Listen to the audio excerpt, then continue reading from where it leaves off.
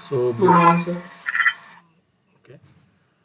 Before I start the class, few students are not yet joined the Google Classroom, and some students, one student has joined twice. Roll number 12. Where the 12? Yes, Ankita Sinnur. She has joined twice. Here also Ankita Sinnur. Inform her to unenroll the Ankita Sinnur. The with roll number is fine. And few more students are not yet joined. That is roll number 9, roll number 40, roll number 72, 76, 85, 88, 104, and 129. Okay, I'll put these numbers in your WhatsApp group to join the Google Classroom. Okay, okay, fine. So I'll come back to the subject. So last class or yesterday we saw about the last two classes we saw about the risk design philosophy, then arm design philosophy, then what are things required for embedded system hardware and software part.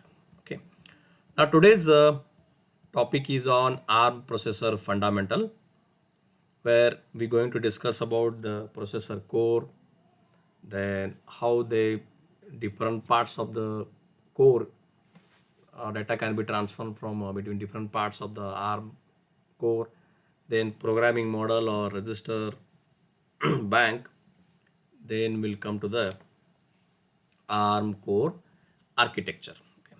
So today we'll discuss the ARM processor core and register bank. Okay. So first start with the ARM processor core or data flow model of ARM 7 processor. This is data flow model of ARM 7 processor. Okay.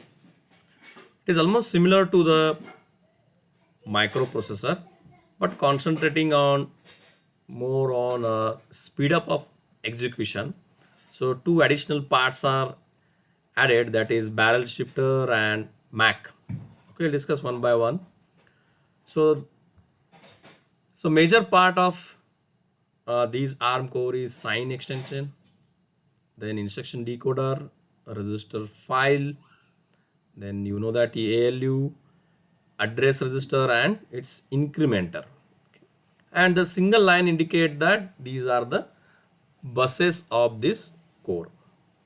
Example, this bus is A, this bus is B, and this bus name is result.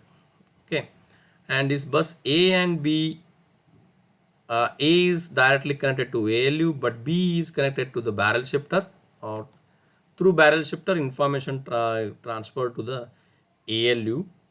Then A and B connected to the MAC. Okay, nothing but multiply accumulator, and along with one more accumulator from the register file.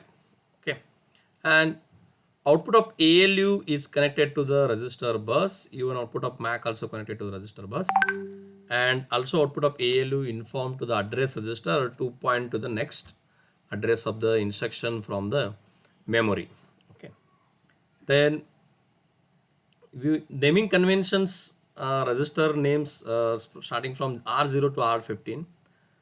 So any one of register can be transfer data from through A or B.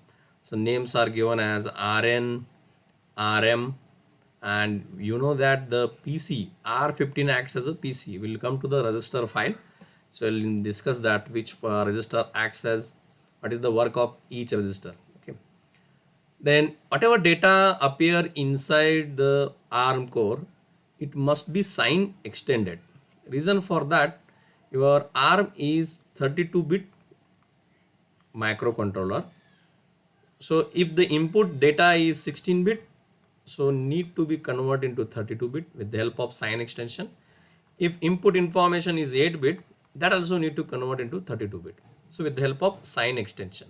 Okay, a sign extension example is let look at example of 8-bit sign extension, how it extend to the 32-bit 0 0, then 1 0 0 0. This is one 8-bit data where MSB is 1. So copy of MSB is copied to the rest all remaining 24 bits of out of 32 bit remain out of 32 bit, these are the 8 bit, but remaining 24 bits are nothing but copies of sign bit of this 8 bit data, that we call it as a sign extension.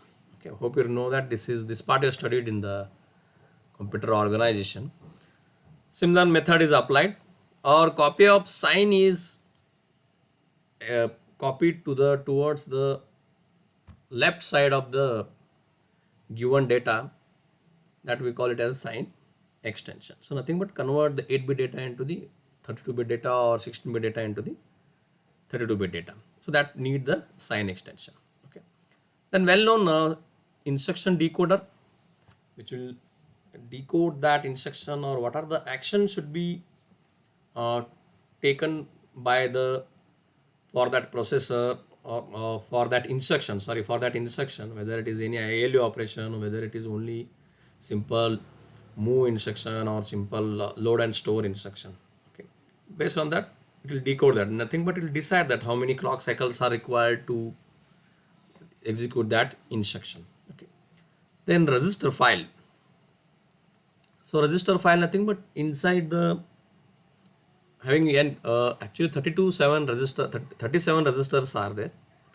Out of that 37, only visible are only R0 to R15. Only user can able to access this. Okay, all these are all 32-bit register. Register means group of flip-flops where 32 flip-flops will grouped, so we call it as 32-bit register. Okay, then come to the barrel shifter. Barrel shifter basically helps to pre-process the information, nothing but with the help of shifting it, name it will indicate that shifting, the bits are shifted towards either left or right. Okay, if the bits are shifting towards right side, we know that it is get divided by 2. If shifting towards left side, it is nothing but multiply by 2. So you can use this multiplication and division operation with the help of shifting. So nothing but we before perform any ALU operation, it can be pre-processed it.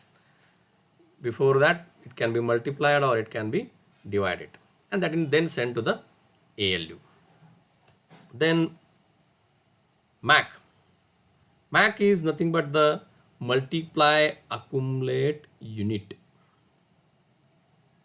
Okay, this is more deal with both bus A and B along with one more accumulator register content.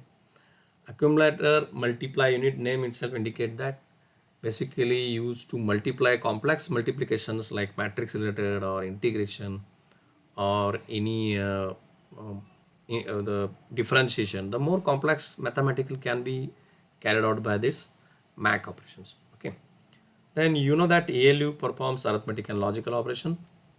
Then address register basically uh, which is attached to the, even though it is attached to the incrementer, it will increment the content of R15, which acts as a PC. PC means nothing but program counter, which holds the address of next instruction. Nothing but it should point to the next address in the memory location that can be incremented. That's why I need one address register. So these are the major blocks or parts of the ARM core. Now we'll go into a bit more detail one by one these parts. Before that, in ARM, more concentrate on load store architecture, like in the RISC processor. Most of reason is that to avoid or to make it more power efficient processor. Load means you know that copy from memory to register, processor register, instruction nothing but from register to the memory. Okay.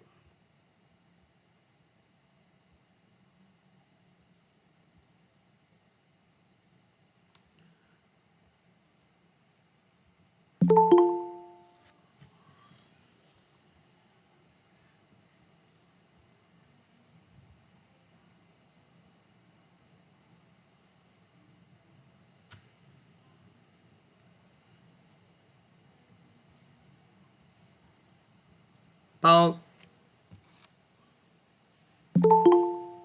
okay, so what's some students are get blocked.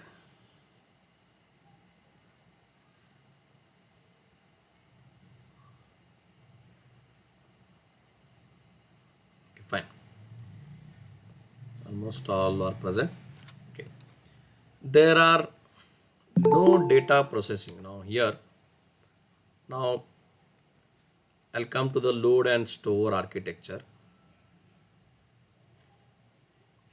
Let this is a memory, external memory, and this is your ARM controller or microcontroller. Okay, so now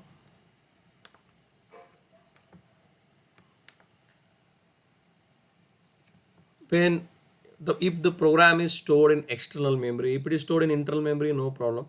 If it is stored in external memory, that should be bring first into the ARM, then process that one and produce the result and send back to the memory. So bring the data from memory to ARM, we call it as a load, and from ARM to the memory or ARM register to the memory, we call it as a store. So nothing but ARM does not directly operate on or process the information directly on the memory, which is possible in the microprocessor. This is microcontroller. So it does not have that much ability to process the information directly on operate on the memory or perform some arithmetical logical operation in the memory. Reason is that, as I said, that the ARM should be made more power efficient and reduce the number of read and write cycles, because ARM more widely adopted in the moreover in the embedded system. Embedded system should not consume more power efficient. Okay, so as I said that there is no data processing instruction that directly manipulate data in the memory. So nothing but you should first bring into the ARM, do whatever ALU operation or do some any other operation, then store back to the memory. Or data processing completely followed only or solely in the registers. This is more important. Everything processing done only inside the processor or controller register, not on the memory. If any data you from the memory, first bring into the ARM core with the help of load instruction and perform some processing it, get the result and store back to the memory with the help of store instruction. Okay.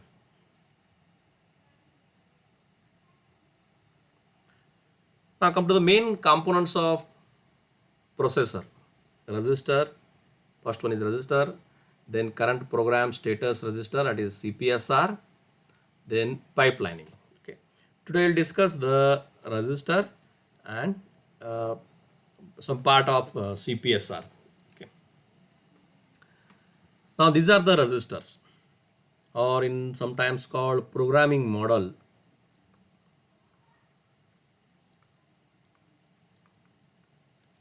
Programming model of ARM. Okay, nothing but which are the register can use and write the program. That's why name is given programming model. Okay, this is only these are all the 18 registers are there.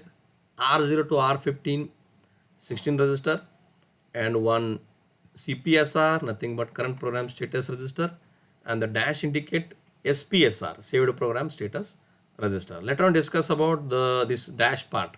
Okay, or in next part we'll discuss that.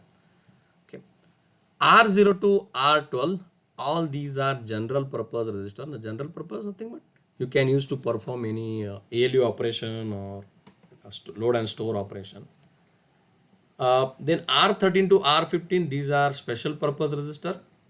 Even you can use, these are a general purpose register, except R15 we can't use as a general purpose because this is used as a PC program counter which holds the address of next instruction. So it should keep the track of your program sequence. Then R14 used as a link register. This is basically used when you are working with subroutine or call instruction. Okay, nothing but the control move from one main program to a sub program, or call program to the calling program to the called program. Then you know that SP R13 acts as a SP stack pointer, which holds the address of the top of the stack. Okay.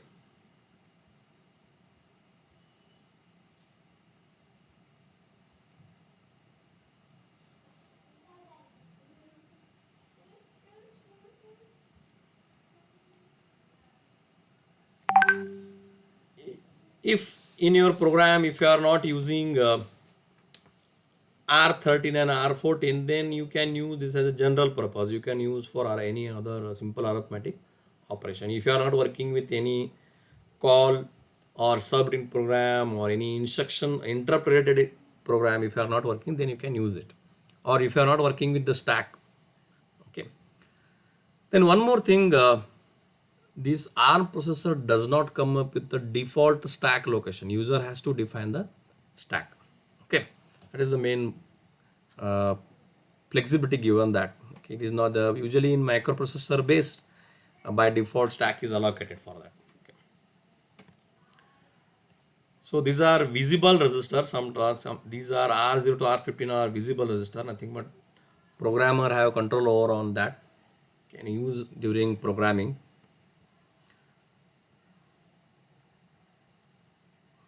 Just now I said that R0 to R13 are orthogonal resistor, nothing but you can use these whatever instructions are applied to R0 resistor, all these resistors equally apply to the R0 to R13. That is not called orthogonal. Then two program status resistors, just now discussed CPSR and SPSR, current program and saved program status resistor. Visibility of these resistor, now I'll come to that. Visibility of resistor to the programmer depend upon current mode of the Sir, processor. Yes. record on. Yes, what you want? Record. ಏನಾಗಿದೆ record online ಆಗೈತಿ. Is it audible or not, Kalpana? हाँ sir. ಕೇಳತ್ತೈತವ? Is it with screen visible? Screen ಕಾಣತೈತಿ? हाँ हाँ sir. Okay, no problem. Okay, any doubt? No sir. Okay, fine. So no messages. Okay, fine, no problem. Now here it's Sir. play. Yes. Sir, are you recording this meeting? Yes, I am recording it. What exactly you want? Okay. My all Nothing, lectures. sir. I just. Okay, no problem, no problem, no problem. You know that in last sem AD class also all classes I recorded and uploaded in YouTube also. Same thing also in this time also following Yes, same. sir. Okay. Even though someone missed the classes, they can watch my videos. Okay. Even I'll share the Okay, sir. class PPT also today. Okay. Class PPT or notes are there. I'll share with that. Okay. Okay.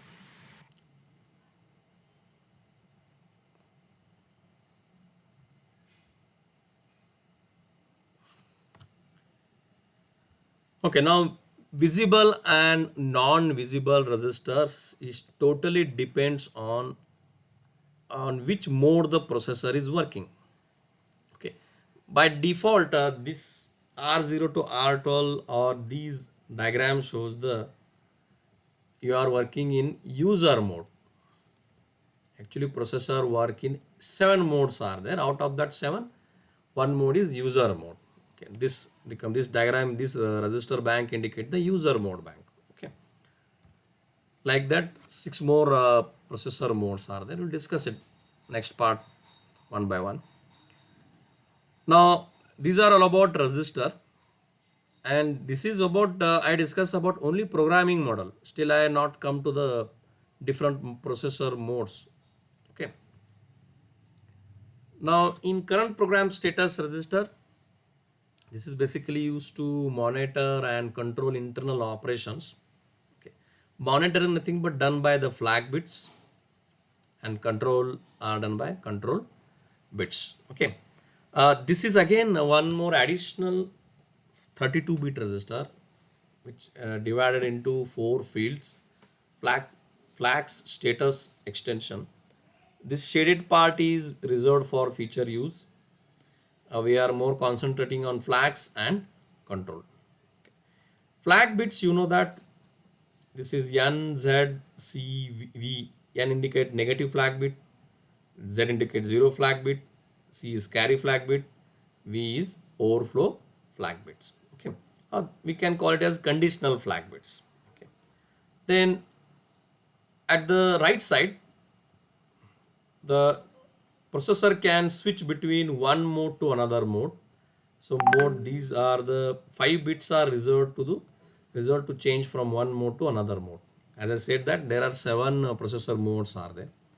Then one more additional 5th bit is thumb state, whether your processor want to work with 16-bit instruction, then it can switch from 32-bit to 16-bit by making this T bit to logic 1.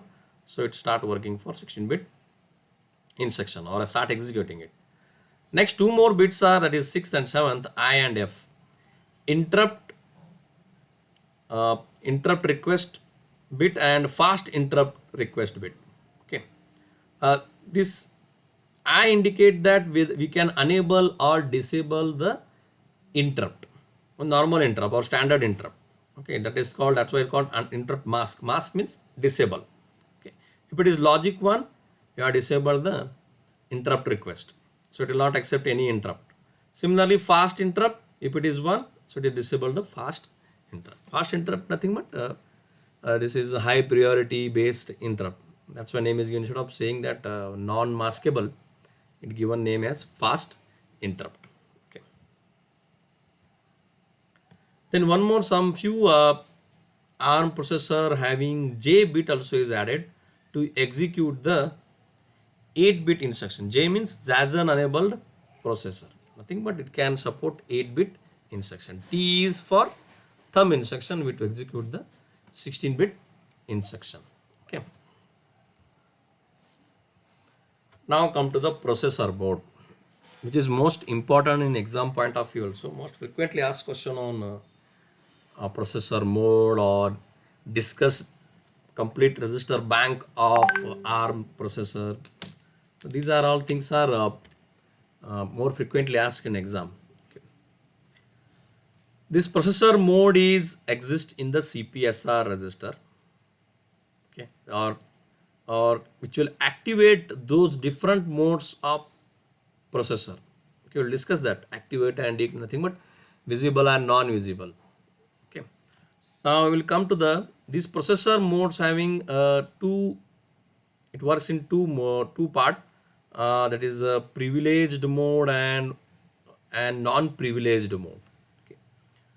So privileged mode nothing but user the full access to read and write in the CPSR, but in non-privileged mode only we can read the CPSR. We can't modify it. Nothing but user don't have access control over on the CPSR. Okay. Now in 6 privilege modes are there. That is abort, fast interrupt request and interrupt request, supervisor mode, system mode, undefined, and one non-privileged mode, that is user. Okay, we just now saw that this diagram indicate the user mode. This is which is non-privileged mode. Okay. Now the 6 modes are there: abort, fast, interrupt request, supervisor, system, and undefined. Okay. And the non-privileged is user mode. Total 7 processor modes are there. Okay. Keep in mind that this. Now I'll go in more what is meant by abort mode and different types of processor mode. Abort mode basically used to if any fail attempt to memory access, should abort it. Then fast interrupt and interrupt request mode, when any interrupt occurs to the ARM processor, you switch to that fast interrupt or interrupt request mode. Supervisor mode basically work only when if you are ARM working with operating based system, it will work in supervisor mode. Then system mode, as I said, that user mode is non-privileged mode which don't have access on the CPSR. Only it can read it. It can't write it. In user mode, if you want to write in content of CPSR or you can modify content of CPSR, so you can switch to the system mode. Undefined mode, if any unwanted or unknown instruction is which is not defined for the ARM instruction, then it can switch to the undefined mode. User mode is nothing but programs mode and application mode. Okay. Now here it shows the complete ARM register set along with their processor modes, along with the processor mode. Okay. The first, the leftmost register bank indicate that user and system mode. The next one is fast interrupt request mode. The next one is interrupt request mode, then supervisor, then undefined and abort mode. Okay. Now you can observe that in user and system mode, CPSR is visible and rest all mode only SPSR is visible now. And the register names also get changed. In user mode R0, up to R12, then R13 SP, R14 LR, the R15 PC. But in case of fast interrupt request mode, R8 underscore FIQ up to R14 underscore FIQ. Okay, and SPSR underscore FIQ. Similarly, in interrupt request, supervisor mode, undefined mode, and abort mode. Now, during execution of the program or any application, user can switch from one mode to another mode based on these different register banks are enabled. Okay, inside the ARM register file, total 37 registers are there. Out of 37 register, this part is 18 register is for user and system, and rest all register for different modes are there. Okay, nothing but these 20 registers are hidden from the program at different times. At different times, nothing but if you are working in fast interrupt mode, the R8 to R15 are visible. Rest all are hidden. Nothing but I'll erase this. This is visible. This is hidden. Even these all are also hidden. Okay, when you are working in the fast interrupt mode. Okay, similarly, if you are working in interrupt request mode, this is visible and rest all register banks are hidden. Okay, so how to switch from one mode to another mode? By changing the mode in the CPSR. Just now we discussed that here. Here the mode we can change it. You can change from one mode to another mode. Okay, based on the processor, that register bank get visible and rest all get hidden. Okay.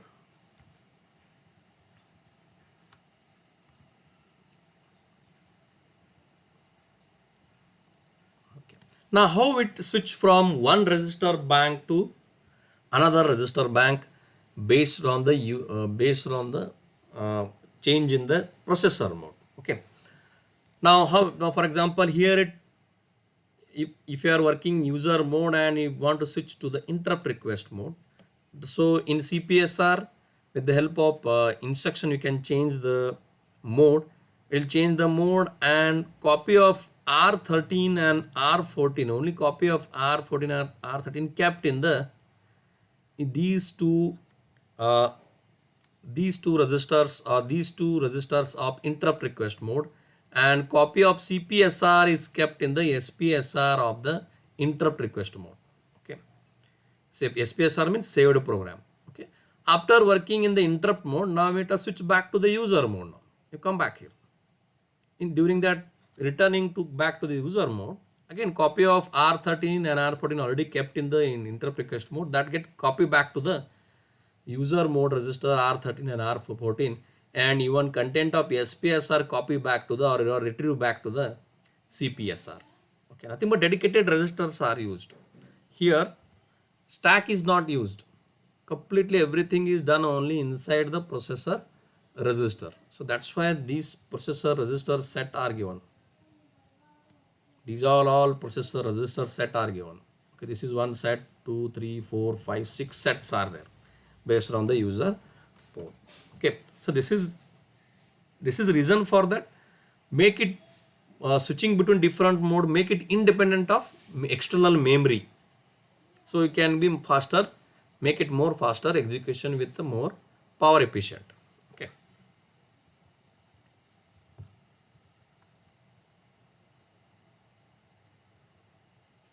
now these are the binary pattern defined for different modes. 10111 for abort, then 10001 for fast interrupt request, then 10010 interrupt request, supervisor 10011, all one system 11011, undefined 140, it is for user mode. Okay, so these must be copied into the CPSR mode field, so you can switch from one mode to the another mode based on whether it is privileged or non-privileged mode of it.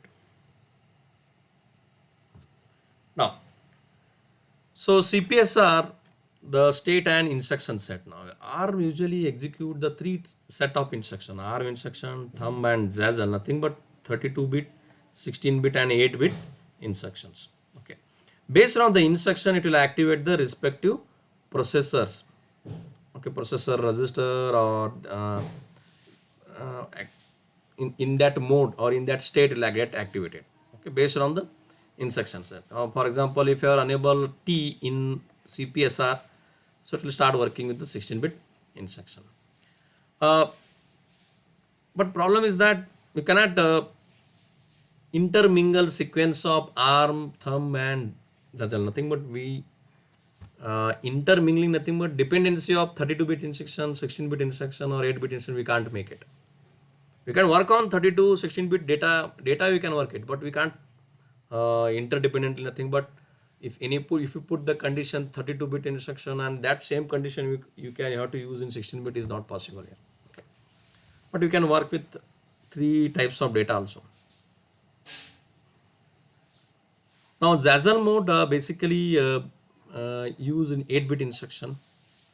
Reason for that is basically used for Java programs. I'll come here, Java virtual machine. Okay, this is a hybrid mix of software part. Nothing but in 8-bit instruction, most of the program total depend on the both hardware and software part. Zazzle is usually support the subset of Java bytecodes. Okay, just bytecodes are there. We can observe that in the core instruction part, over 60% of Java bytecodes are implemented in hardware, and rest all codes are implemented in software. Nothing but almost around 60% is hardware is available for that, and rest all 40% is done with the embedded programming or firmware or software. Okay. Now come to the interrupt mask. We already discussed that interrupt request and fast interrupt request. So you can enable or disable the interrupt, and FIQ you can enable or disable the fast interrupt request mode also. Okay. Then conditional flags are there. Conditional flags are update by comparison and result of ALU operation that specify the yes instruction suffix. Keep in mind that. Okay. If you write only subtract, for example, if you write only subtract, it performs subtraction, but it does not change any conditional flag bit. If you want to update or change the conditional flag bit, so you need to suffix with the yes, sub s. Then only update the conditional flag bit like zero flag bit, sign flag bit, or overflow flag bits. Here the one more additional flag bit is added, saturation. This is for overflow and saturation. V is for signed overflow, C is for unsigned carry, 0. Then negative if result is negative or positive, that is, it depends on bit 31 of your result, or bit 31 bit of the or leftmost bit of the that 32-bit register. Okay. So here in one example given that here negative is the result is here n is 0, here small letter indicate 0 and capital indicate logic 1. There is no result is result is positive, result is non-zero, carry is generated, there is no overflow and there is no saturation also, and there is no, it is not working in the Hazel mode, there is no interrupt is enabled, fast interrupt is disabled because it is logic 1, it not working in the thumb mode, and it is working in the supervisor mode, because you can observe that 10011 it is for supervisor mode. Okay. Now conditional execution we can do it, because how these flag bits are, that is V, C, Z and Q, basically used to provide you the conditions when you start writing the program. So for that conditional instruction we need these flag bits. There are many instruction supports, different mnemonics are there, are used to based on some conditional. If you want without condition or unconditional, we can say that, then you can use AL instruction, nothing but AL means always. Okay. Now in high level language we call it as go to. So go to without any condition it will go to that or change its execution sequence. These are some conditional mnemonics like equal, not equal, carry set, carry clear, minus, plus, overflow, no overflow, signed higher, unsigned lower, greater or equal, less than, then greater than or equal to, less than or equal to, or always it is unconditional, as I said that. Okay. So nothing but these mnemonics except last one will check the conditions of the flag bits. Equal to nothing but 0 flag should be set to 1, not equal nothing but 0 flag set to 0 only. If carry is 1, if carry is no carry or carry clear, then carry is 0. Here indicate small letter indicate logic 0 and capital indicate logic 1. Okay. Now these are all about the ARM register and ARM current program status register. In the next class we'll look into the pipeline. What is pipeline, how many stages of pipeline is support in ARM 7, then how it improve the execution or speed up the execution, and then we can look into the ARM 9 and ARM 10 5 stage and 6 stage. Then its characteristic, also you look into characteristics of the pipelining. Then you look into exception interrupt and vector interrupt, then core extension and memory management and coprocessor, and we'll finish up the first module. Okay. So before that, any doubt on ARM processor, register and CPSR? Any doubt?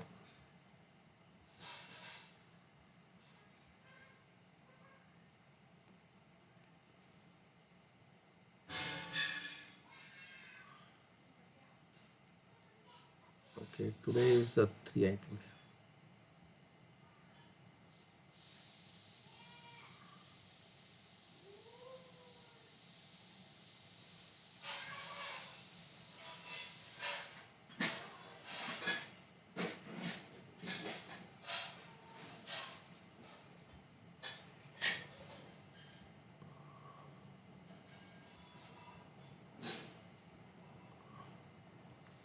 Okay, fine. Okay, thank you everyone. I'll stop here.